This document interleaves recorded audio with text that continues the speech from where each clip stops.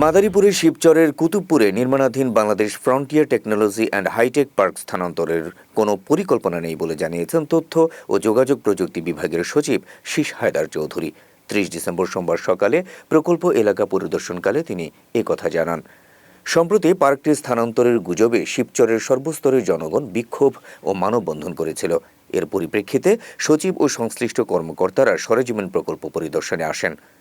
সচিব বলেন, এটি ঢাকার কাছে একটি গুরুত্বপূর্ণ এলাকা। এখানে পাবলিক বিশ্ববিদ্যালয় নেই। এমন একটি প্রতিষ্ঠান এই অঞ্চলের জন্য অত্যন্ত প্রয়োজন। আসলে আপনারা জানেন যে সরকার হল একটা ধারাবাহিক এন্টিটি, ধারাবাহিক প্রতিষ্ঠান।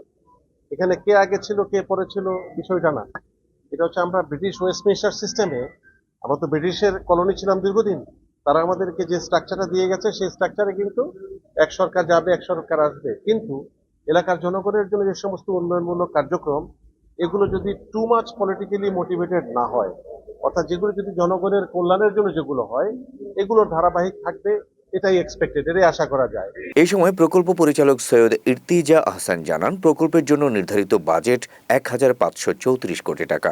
এর মধ্যে ৯৩০ কোটি টাকার দরপত্র আহ্বান করা হয়েছে এবং ২৪৩ কোটি টাকার বিল পরিশোধ হয়েছে।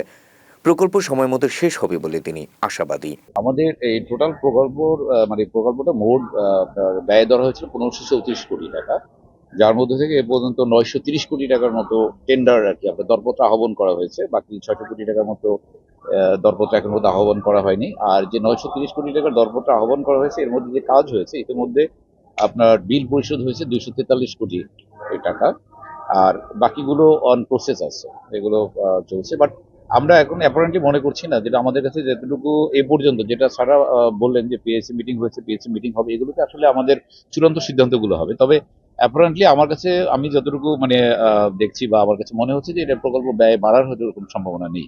পরিদর্শনে হাইটেক পার্ক কর্তৃপক্ষের ব্যবস্থাপনা পরিচালক এ.কে.এম. আমিরুল ইসলাম সহ সংশ্লিষ্ট ঊর্ধ্বতন কর্মকর্তারা উপস্থিত ছিলেন।